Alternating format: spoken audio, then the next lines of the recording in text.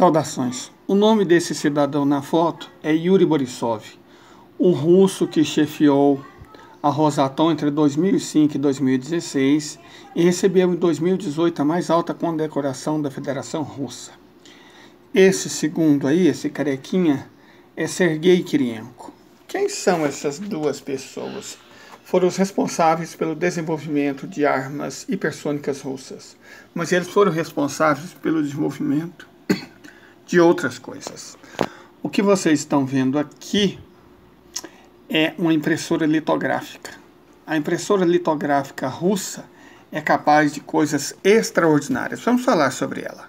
Vamos falar um pouco mais sobre o desenvolvimento de uma litografia EUV de alto desempenho do IAP-RAS, que é um instituto russo responsável por isso, ligado à Rosatom. Apesar dos desenvolvimentos em sua amostra de demonstração receberem imagens individuais e substratos com resolução de até 7 nanômetros, teoricamente poderiam visar padrões tecnológicos muito mais avançados decorrentes dessa resolução.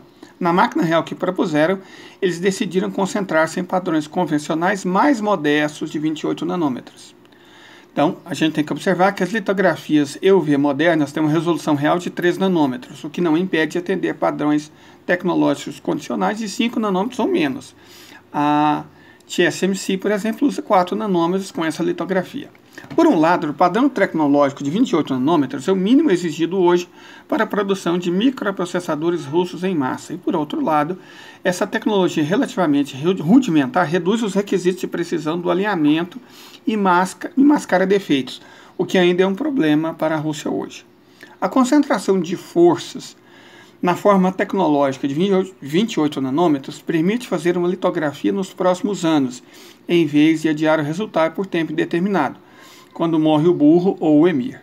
Ao mesmo tempo, existe um grande potencial para atualizar a instalação à medida que tecnologias para criar melhores máscaras, espelhos, unidades de alinhamento mais avançadas e outras partes dos sistemas forem sido desenvolvidos.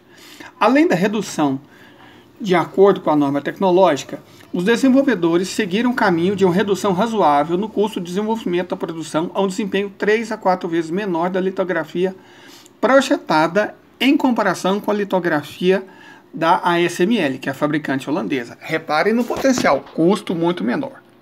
Não faz muito tempo ouvi-se argumentos a favor da recusa de construir sua própria fábrica na Rússia, alegando que não seria competitiva, alegando que o mercado russo é pequeno, mas isso ignora as possibilidades de exportação não só para nações que são boicotadas pelo Ocidente, como o Irã, como a Coreia do Norte, como Cuba, como a Bielorrússia, como também para as nações vizinhas da Ásia Central, de todo o continente asiático, na verdade, de toda a África, de toda a América Latina. Então pode exportar.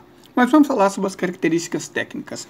A abertura numérica do sistema óptico é reduzida para 0,25 em compensação com 0,33 da SML. Isso reduz um pouco a resolução, mas simplifica muito a fabricação. O que a abertura é mostrado no exemplo do sistema óptico de lentes, esse que vocês estão vendo aí.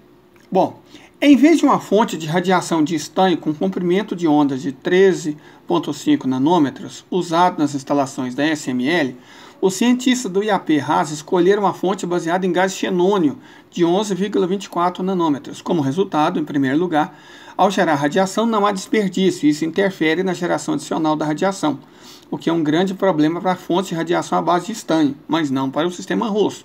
E em segundo lugar, a resolução aumenta, o que compensa significativamente a abertura reduzida do sistema óptico. Como resultado, a perda de resolução espacial é inferior a 10%, muito menor do que no caso dos holandeses. Fontes baseadas em xenônio são muito simples e muito mais baratas. A maior parte do custo das litografias são precisamente as fontes de radiação. Além disso, para esse comprimento de onda, o IAP-RAS desenvolveu uma tecnologia para deposição de espelhos multicamadas de rutênio e berílio, que possui uma reflectância de 72%, significativamente maior do que a dos espelhos de molibdênio e silício usados no comprimento de onda de 13,5 nanômetros. Em geral, a fonte de radiação é talvez o elemento mais complexo do sistema, por isso ele está sendo desenvolvido pela Rosatom.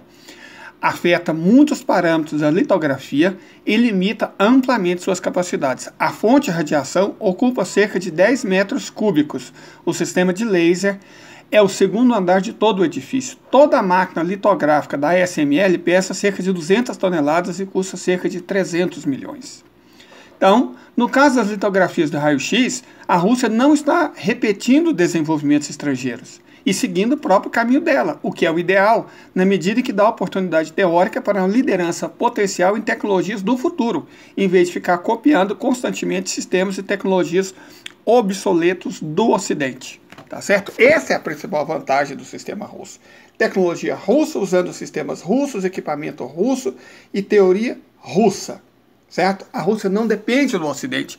É por isso que o Ocidente ficou tão espantado quando viu as armas hipersônicas, que certamente só seriam desenvolvidas caso houvesse uma computação de altíssimo nível que o Ocidente talvez não possua. Isso assustou o Ocidente. Não foi nem tanto as armas hipersônicas, foi a capacidade de produzi-las. Foi a computação necessária para fazer chegar até eles. É isso que dá medo neles.